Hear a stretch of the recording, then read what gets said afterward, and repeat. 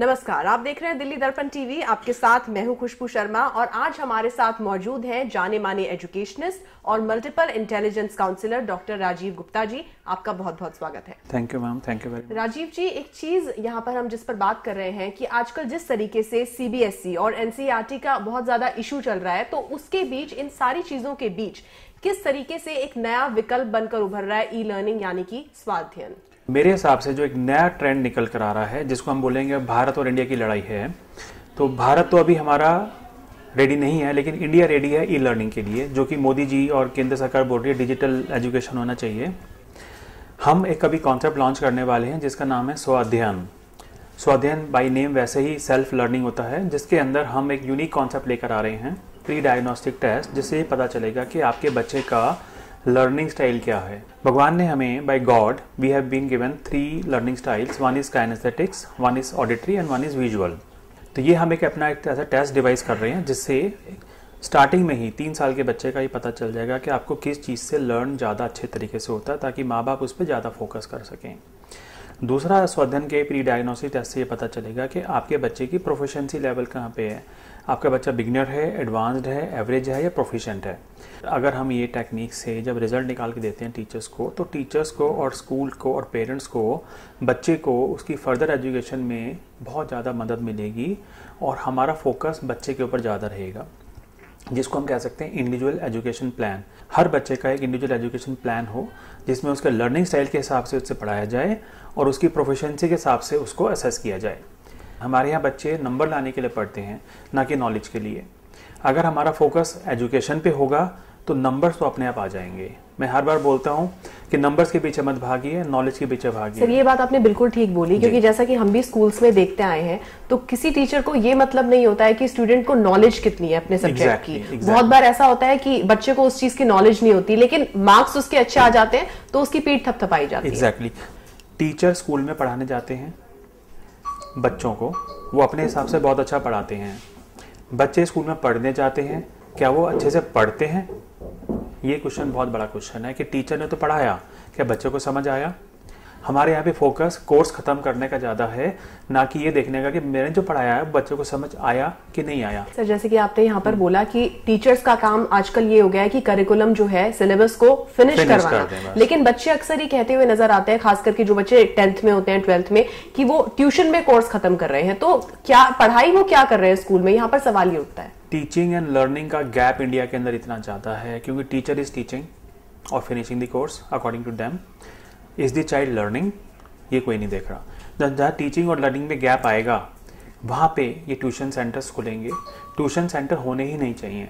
School soul point होना चाहिए education का। बच्चे को अपने आप अगर एक्स्ट्रा पढ़ना है तो घर में पढ़े बैठ के। Why should the child go for home tuitions या प्राइवेट ट्यूशंस क्यों जाना चाहते हैं? और मेजोरिटी ऑफ दी स्कूल्स में बच्चों को सिर्फ ये बोला जाता है आप ये स्कूल में इतना कर लो, बाकी ट्यूशन पे कर लेना जाके। हमारे यहाँ पे डिफाइंड हो गया है कि हमें ये कोर्स खत्म करना है। क्लास में 40-50 बच्चा बैठा है, उसको ये कोई लेना देना नहीं है कि हम कोर्स खत्म कर रहे हैं या हम बच्चे को समझा रहे हैं। तो क्या सर यहाँ पे ये चीज कहना गलत होगा कि जैसे जो स्कूल जा रहा है, जो कि हमेशा से एक परंपरा चली आ रही है, तो क्या ये एक ट्रेडिशन भरी बना रह गया, एक औपचारिकता रह गई है सिर्फ? ऑनलाइन एजुकेशन, फिर मैं बोलता हूँ, स्वाध्ययन के माध्यम से हम बच्चे को घर बैठ के भी वही शिक्षा दे सकते हैं जो बच्चा स्कूल जाके देता है। सारा करिकुलम अगर अवेलेबल है ऑनलाइन, बच्चा उसको पढ़े, उसको असेस करे और उसकी रेगुलर फीडबैक पेरेंट्स को जाए, टीचर्स को जाए, स्कूल को जाए, तो बच्चे का एवेल्यूशन होता रहेगा। उसके अलावा हमने उसमें और सारी चीज़ें ऐसी निकाली हैं स्वाध्ययन के अंदर। पढ़ाने का तरीका क्या है? देखिए, पढ़ाने का तरीका ही होना चाहिए अच्छा। हमने उसके अंदर सारा कंटेंट इस तरह से डाला है ताकि बच्चा पहले इजी क्वेश्चन करे। इजी क्वेश्चन जब उसको समझ आ जाएंगे, उसके बाद वो एवरेज क्वेश्चंस पे जाए और उसके बाद वो डिफिकल्ट क्वेश्चंस पे जाए। सीबीएसई भी ये पेपर बनाती है, जब एग्जामिनर्स को बोलती है कि पेपर बनाएं, उसमें इजी क्वेश्चंस हो, एवरेज हो और डिफिकल्ट हो। तो हमारे स्वाध्ययन के इंजन के अंदर हमने जो क्वेश्चन बैंक डाला है, उसमें इजी, एवरेज, डिफिकल्ट को ध्यान रखते हुए डाला है। दूसरा, मैंने उसको लिंक किया है अगेन इंडिया में पहली बार मल्टीपल इंटेलिजेंस से। मल्टीपल इंटेलिजेंस का मतलब ये होता है कि हम इंटेलिजेंट नहीं है, हम मल्टीपल इंटेलिजेंट हैं। हम सिर्फ बुक नॉलेज के पीछे ही भागते हैं। Music, dance, drama, theatre, sports सब इम्पॉर्टेंट है लाइफ के अंदर, तो हमें हर चीज़ में इंटेलिजेंट होना जरूरी है। अभी मैं हाल ही फिलहाल फिनलैंड के दौरे से आया हूँ, वहाँ का एजुकेशन सिस्टम समझ कर आया हूँ। वहाँ पे हर बच्चे को आज़ादी है करने की जो स्कूल में वो करना चाहता है। टीचर उसके हिसाब से करिकुलम बनाती है, टाइम टेबल बनाती है। पेरेंट्स का रोल नहीं है वहाँ पे सिर्फ स्कूल और चाइल्ड के बीच में एक ऐसा सिंक्रोनाइजेशन है कि जो मैं पढ़ना चाहता हूँ मुझे उसके हिसाब से पढ़ाया जाए।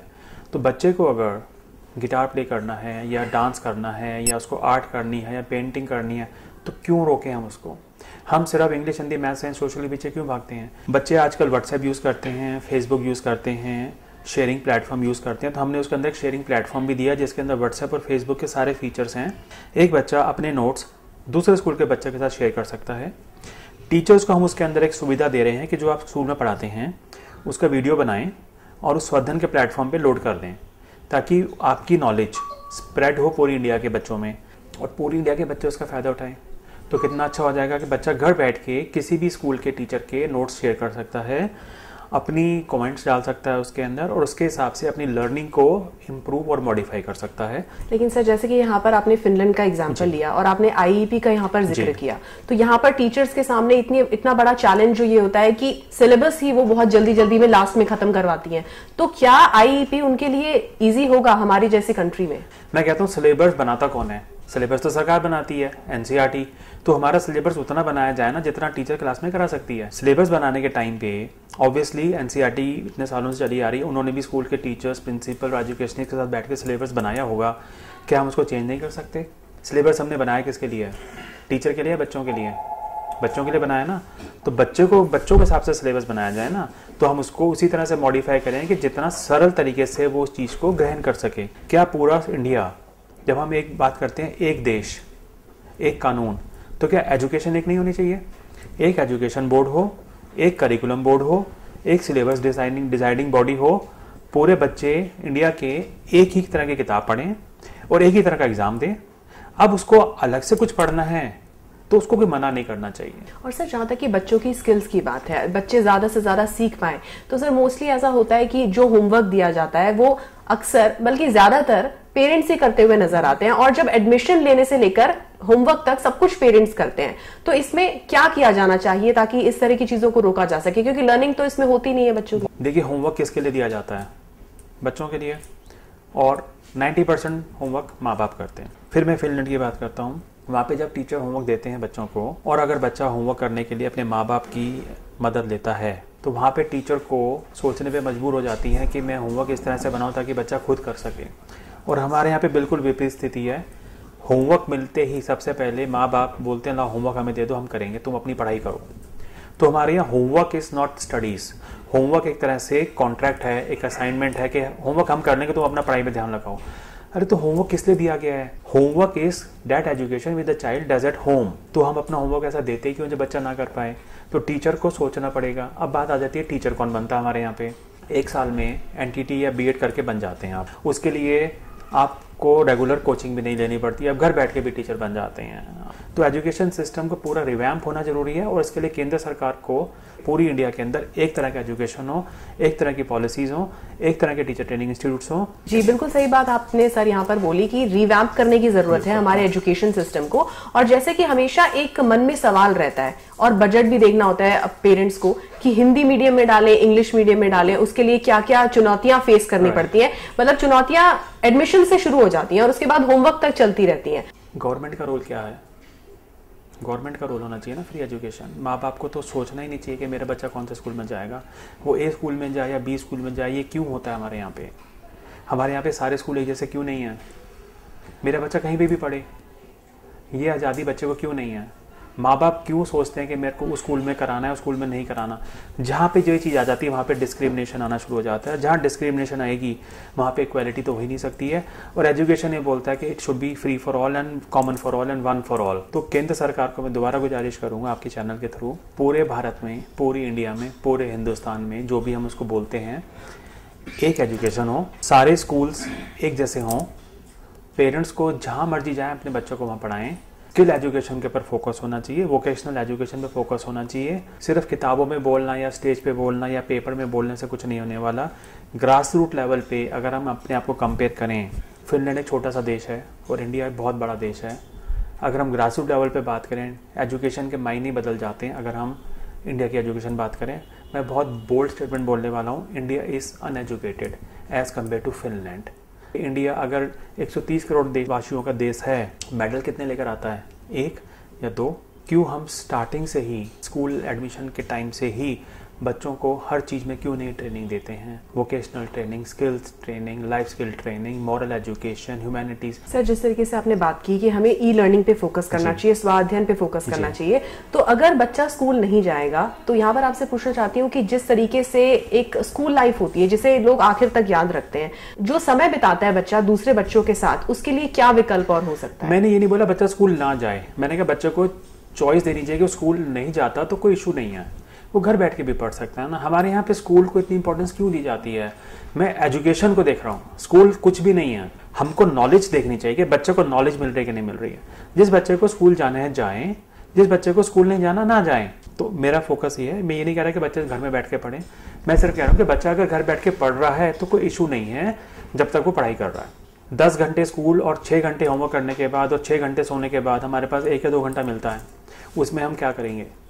उसमें हमें टीवी भी देखना है, सामाजिक कार्य भी करने हैं। तो बच्चों को बच्चों की तरह ग्रो करने दें। मेरा जो मल्टीपल इंटेलिजेंस कॉन्सेप्ट है उसमें यही आता है कि आप अपने बच्चे को वो करने दें जो बच्चा करना चाहता है। सर, जैसे कि आपने मल्टीपल इंटेलिजेंस की बात की, अलग अलग स्कूल्स में आप जाते हैं, लेक्चर्स देते हैं, आप काउंसिल करते हैं पेरेंट्स को, तो हम पढ़ाई लिखाई के लिए तो बहुत सारे इंस्टीट्यूशंस होते हैं, स्कूल्स होते हैं, लेकिन अगर मल्टीपल इंटेलिजेंस इनकलकेट करनी है बच्चों के अंदर तो उसके लिए क्या कुछ होना चाहिए? बहुत अच्छा क्वेश्चन है। मल्टीपल इंटेलिजेंस का मायने समझना चाहिए। सबसे पहले तो हमको ये समझना चाहिए कि हम एक चीज में नहीं, हम बहुत सारी चीजों में इंटेलिजेंट हैं।